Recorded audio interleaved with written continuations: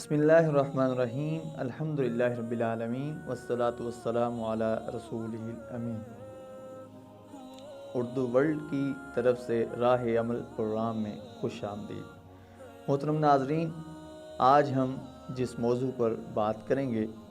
وہ ہے جھوٹ۔ نبی مہربان صلی اللہ علیہ وآلہ وسلم نے ایک موقع پر منافق کی نشانیاں گنواتے ہوئے کچھ اس طرح ارشاد فرمایا: عن عبداللہ ابن عمر رضی اللہ تعالی عنہ ان النبی صلی اللہ علیہ وسلم قال اربع من کن فیہ کان منافقا خالصا ومن کانت فیہ خصلۃ منہن کانت فیہ خصلۃ من النفاق حتی یدعها اذا اؤتمن خان واذا حدث کذب واذا وعد اخلف واذا خاصم فجر او کما قال رسول اللہ صلی اللہ علیہ وسلم۔ حضرت عبداللہ بن عمر رضی اللہ تعالیٰ عنہ روایت کرتے ہیں کہ نبی اکرم صلی اللہ علیہ وآلہ وسلم نے ارشاد فرمایا کہ جس میں 4 خصلتیں پائی جائیں وہ پکا منافق ہے، اور جس شخص میں کوئی ایک خصلت اس میں سے پائی جائے اس میں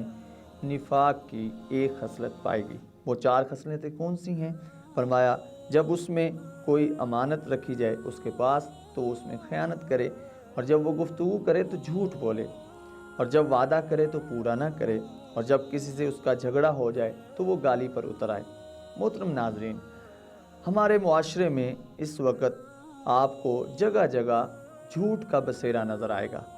جس کی وجہ سے ہم جن پریشانیوں میں شکار ہوتے ہیں، پریشانیوں میں ہم گرفتار ہیں،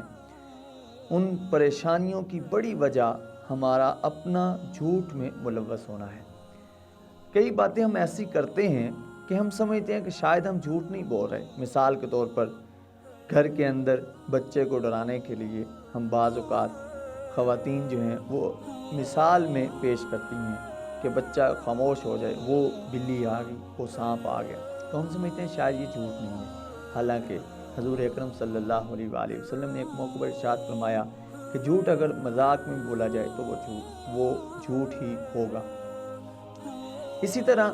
ہم جب دیکھتے ہیں کہ ہم سے کوئی سوال کرتا ہے کہ آپ کہاں آ رہے تھے ہماری طرف، آپ کہاں پہنچے ہیں، ہم نے ابھی سفر زیادہ سے زیادہ طے کیا ہوتا ہے 3 کلومیٹر، لیکن ہم بتا رہے ہوتے ہیں کہ جی ہم نے تو 10 کلومیٹر سے زیادہ سفر طے کر لیا، تو یہ بھی ایک لحاظ سے جھوٹ ہوا۔ قرآن کریم میں ایک موقع پر اللہ تعالیٰ ارشاد فرماتے ہیں: اعوذ باللہ من الشیطان الرجیم، بسم اللہ الرحمن الرحیم، یا ایھا الذین آمنوا اتقوا اللہ وقولوا قولا سدیدا، اے ایمان والو اللہ سے ڈر جاؤ اور سیدھی بات کرو۔ تو جو بندہ سیدھی بات نہیں کرے گا یقیناً وہ جھوٹ بول رہا ہوگا۔ اسی طرح یہی خرابی ہم اپنے بزنس میں دیکھتے ہیں، تو بڑی بڑی ڈیلنگ ہم کرتے ہوئے جھوٹ کا سہارا لے رہے ہوتے ہیں، اور پھر ہم اس تصور کو اپنے ذہن سے نکال دیتے ہیں کہ ہم اس سے جتنی بھی انکم حاصل کر رہے ہیں کیا وہ ہمارے لیے حلال ہوگی۔ اسی طرح ہم ایک اپنی ڈیوٹی، ہماری ایک ذمہ داری ہے، اس ذمہ داری میں جب ہم کسی بھی جگہ پر اپنے ماتحت ملازمین سے کوئی ڈسکشن کر رہے ہیں تو اس میں بھی ہم کئی جگہوں پر جھوٹ بول دیتے ہیں۔ اسی طرح یہ جو منافقت ہے، منافق کے بارے میں قرآن کریم میں اللہ تعالیٰ نے ارشاد فرمایا کہ اعوذ باللہ من الشیطان الرجیم، بسم اللہ الرحمن الرحیم، ان المنافقین فی الدرک الاسفل من النار، کہ منافقین جو ہیں وہ جہنم کے نچلے گڑھے میں ہوں گے۔ محترم ناظرین، ہم نے یہ جو آپ کے سامنے ہم جو حدیث پڑھ رہے ہیں، اس میں منافقت کی ایک بہت بڑی نشانی جھوٹ قرار دیا کہ جب وہ بات کرے تو جھوٹ بولے۔ اس لیے ہمیں جب ہم اپنے رب کو راضی کرنا چاہتے ہیں اور اپنا ٹھکانہ جنت بنانا چاہتے ہیں اور اپنے لیے اس دنیا کو خوبصورت بنانا چاہتے ہیں، تو پھر ہمیں پوری کوشش کرنی ہوگی کہ اپنی زندگی سے ان تمام خرافات کو، ان تمام خامیوں کو، ان تمام غلطیوں کو نکال پھینکیں کہ جس سے ہمارے پیارے پیغمبر صلی اللہ علیہ وآلہ وسلم نے ہمیں منع فرمایا ہے۔ جب ہم اس چیز کا عزم کر لیں گے تو یقیناً اللہ تعالیٰ کی رحمت ہمارے ساتھ ہوگی، ہمارے لیے آسانیاں پیدا ہوں گی۔ آپ جب طے کر لیں گے تو یقیناً اللہ تعالیٰ آپ کے لیے تمام نیکی کرنا ممکن بنا دے گا۔ بچوں کی تربیت میں بہت بڑا کردار ہماری گفتگو کا ہوتا ہے۔ ہماری گفتگو میں اگر جھوٹ ہوگا تو اس کے بہت برے